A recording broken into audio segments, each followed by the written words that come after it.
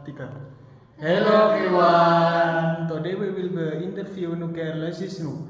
Yes, Java. Let's watch the video until the end. Thank you.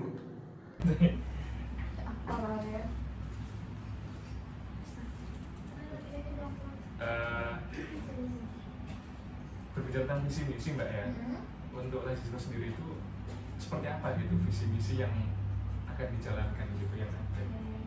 Kalau visi misi di Lesisnu Jawa Timur, yang pertama visinya adalah bertekad menjadi lembaga pengelola dana masyarakat, baik itu zakat, infak, sedekah atau CSR yang didaya gunakan secara amanah dan profesional untuk pemberdayaan umat. Jadi prinsipnya visi dan misi kita juga sama dengan pusat, karena Lesisnu itu kan pusatnya di Jakarta. Nah, kemudian mereka memiliki cabang-cabang pembantu yang ditunjuk. Nah, itu. Nah, kalau di Jawa Timur ada Lesisnu PWNU Jawa Timur. Kalau di Jawa Tengah ada Lesisnu PWNU Jawa Tengah. Kalau di Jawa Barat ya Lesisnu PWNU Jawa Barat. Nah, turunannya lagi di setiap kota itu ada lagi namanya NUKER Lesisnu PCNU Kabupaten Kota Kediri, misal Kabupaten Kota Mojokerto, Kabupaten Kota Surabaya. Oh, jadi secara visi misi tetap sama Mbak ya, terpaku pada pusat gitu ya? Sama. Oke. Yang selanjutnya yaitu apa saja Mbak program yang ada di Lesisnu itu sendiri dan bagaimana merealisasikan program yang ada itu? Kan pasti banyak program-programnya. Oh iya, di Lesisnu Jawa Timur sendiri ada 5 pilar utama. Yang pertama adalah NUKER Berdaya. NUKER Berdaya itu adalah program pemberdayaan mustahik. Nah, bentuknya apa saja? Bentuknya ada banyak. Kalau di kami ada namanya ternak bergulir. Yang kedua adalah bantuan modal usaha. Jadi memberikan sejumlah uang tunai ataupun alat usaha kepada mereka yang membutuhkan. Terus yang ketiga ada kayak seperti pinjaman bergilir. Jadi misalkan nih, saya sebagai Lesisnu sampai sebagai mustahiknya memberikan bantuan sejumlah 1 juta ke sampean. Nah, nanti sampean akan mengembalikannya dalam kurun waktu 1 bulan atau 2 bulan. Nah, kemudian kembalian dari uang yang sampean tadi diputar lagi ke mustahik yang lain. Jadi ini Mbak ya, ngalir gitu ya? Ya, jadi tidak kembali ke kami, tapi kembali ke masyarakat. Ya. Berarti memanfaatkan dana itu kembali lagi ke masyarakat gitu? Ya, betul. Ada yang seperti itu juga. Terus ada yang kedua, NUKER Sehat. NUKER Sehat kalau di kami ada bantuan untuk disabilitas, terus bantuan untuk disabilitasnya ada 2, ada disabilitas anak-anak. Disabilitas anak-anak itu kayak terapi jalan, terapi bicara gitu. Terus ada yang disabilitas orang dewasa seperti bantuan kaki palsu, tongkat begitu. Terus ada bantuan untuk ada anak bayi yang menderita cerebral palsy atau apa, itu juga kami cover. Terus ada juga bantuan pemberian kacamata gratis bagi guru ngaji, santri, ojol ataupun duafa. Terus yang akan datang 2025 itu ada operasi katarak 1.500 di Ponorogo. Tadi kan kalau saya simak Mbak ya, itu kan ada beberapa program yang memang langsung terjun ke masyarakat. Nah, untuk istilahnya merealisasikan itu masyarakat yang ke pihak Lesisnu atau Lesisnu yang jemput bola ke masyarakat gitu? Bisa jadi dua-duanya. Bisa jadi dua-duanya. Nah, bagusnya di Lesisnu itu kita memiliki tim, yaitu tim pengurus Lesisnu sampai tingkat ranting. Ranting itu tingkat desa. Iya. Jadi kalau lembaga-lembaga lain itu kan kantornya hanya di Surabaya, ya sudah Surabaya saja. Manajemennya ya orang-orang yang stay di Surabaya gitu kan, yang di kantor situ. Nah, kalau kita itu punya tim sampai tingkat desa gitu. Jadi ada Lesisnu tingkat desa, ada Lesisnu tingkat kecamatan, kemudian ada Lesisnu tingkat kabupaten atau kota. Jadi mereka di bawah itu punya namanya kotak-kotak poin. Nah, biasanya dari kotak poin itu dan dari omongan kayak kalau di desa ya masyarakat itu, oh itu loh ada yang membutuhkan dia segini, oh lelek, kan pasti lebih akurat gitu. Jadi bisa jadi yang ranting itu kayak membuat proposal atau mengajukan kepada Lanjisnu MWC ataupun Lanjisnu Kabupaten Kota, kemudian diberikan kepada kami, ataupun kami yang kebetulan ketemu terus kemudian kami salurkan ke bawah melalui Lanjisnu di tingkat MWC ataupun tingkat Kabupaten Kota. Berarti ini Mbak yang mengakar rumput kalau istilahnya orang. Ya ini ya lebih efektif dan efisien mungkin.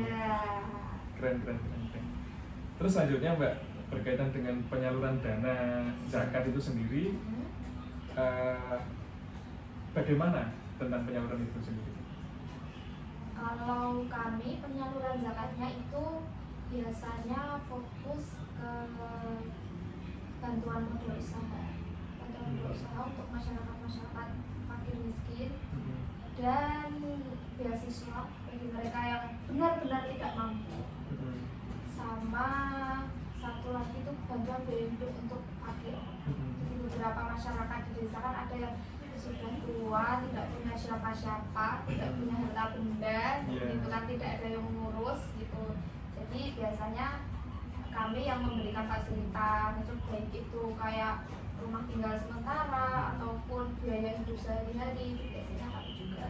Terus ada beasiswa. Tapi kalau untuk beasiswa ini kita pasti pilih-pilih. Maksudnya kan beasiswa kan, ya apakah kita layak menggunakan dana zakat atau dana sedekah. Gitu. Terus kalau menentukannya gimana? Jadi kita ada namanya form survei. Nah di form survei itu sudah ada semua, jadi pekerjaannya apa, rumahnya bagaimana, makan minumnya berapa kali, penghasilannya berapa, terus nanti ada scoring gitu. Jadi di scoring itu ada beberapa kriteria mulai dari tidak layak dibantu, miskin, fakir. Oh, berarti untuk mencapai penyaluran yang tepat sasaran memang sudah sejeli itu Mbak ya dari pihak mahasiswa, agar kan kita sering gitu ya di desa-desa tadi yang seperti Mbak katakan tadi kan, iku misalnya Mbak ya, iku sugih kok dapat dana gitu kan. Nah berarti dengan cara-cara tadi itu seperti survei dan lain-lain itu bisa meminimalisir kesalahan dalam penyaluran dana berarti Mbak ya. Oke, berarti cukup ini Mbak ya, cukup serius dalam tepat sasaran terutama dalam penyaluran. Yang selanjutnya yaitu ini Mbak tentang persentase. Jadi bagaimana persentase pengumpulan data dari dana zakat dari tahun ke tahun. Oke, ya sudah jelas itu ya. Ya, Instagram itu ada bagiannya. Saya nggak hafal. Benar. Kan ada berapa persen dari tahun kemarin tapi ya, sekarang. Tapi grafiknya meningkat terus. Alhamdulillah. Oh, ini ada.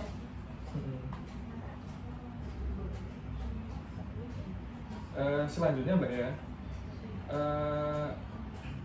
kan setiap program kita kan mesti ada tantangan Mbak ya. Nah di Lanjisnu sendiri itu sebenarnya apa sih yang menjadi tantangan yang dihadapi saat pengumpulan dan penyaluran dana zakat itu sendiri? Kalau di penyaluran dana zakat tentu yang paling menjadi tantangan adalah bagaimana kita bisa memonitoring satu dan memastikan mustahik tersebut benar-benar akan menjadi mustahik, bukan menjadi mustahik lagi. Kan namanya memberi bantuan ya, tidak mungkin semuanya berhasil, pasti nanti ada beberapa yang kayak misalnya kok ternyata jualannya tidak lancar, ternyata amit-amit misal rombong yang kita berikan itu dijual atau bagaimana. Jadi biasanya kita sih memonitoring via online dan via offline. Dan via online-nya ya kita chatting gitu, terus bagaimana kabarnya, jualannya bagaimana, seperti apa. Kalau via online-nya ya kadang kalau misalkan kita salah ya kita mampir gitu, terus kita bantu beliaunya itu jualan kue gitu lah, misalkan ada acara event gitu ya kita pesannya ke sana gitu. Jadi kita bantu seperti itu. Kalau nggak gitu kita kenalkan ke teman-teman, oh ini saya ada teman jualan barangkali sama teman. Biasanya kita sih kalau ada event ya pesannya di Mustalina sendiri. Oh, yang dapat saluran dari terus kayak membantu juga Mbak. Iya. Sebenarnya soal musik tadi udah dijelasin juga sama mbaknya ya. Udah termasuk tadi solusinya. Kalau di pengumpulan apa ya namanya? Kalau kita sih selama ini online ya mas, lebih banyak online daripada offline. Itu mungkin kalau offline, kalau di lembaga lain kan naruh kenceleng ya. Nah, kalau kami di PW itu tidak bisa naruh kenceleng. Oh iya. Kalau di Lanisnu Jawa Timur nggak bisa, karena itu sudah menjadi bagian programnya Lanisnu Kabupaten dan Kota. Jadi Kabupaten Lanisnu Kabupaten Kota itu punya program kenceleng. Nah kalau di Sidoarjo kencelengnya itu ditaruh di depan Indomaret se-Sidoarjo. Sampai kalau ke Sidoarjo pasti ada, jadi kayak ada kota infak gitu di depannya. Itu programnya Sidoarjo. Jadi kita nggak bisa ngasih itu.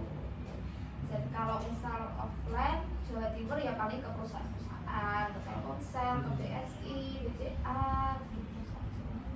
Konsertin, gitu. Terus kerjasama dengan rumah sakit, program apa nanti misalnya kita nih kita adakan di RSI Aryani 50% Lazis, 50% rumah sakit.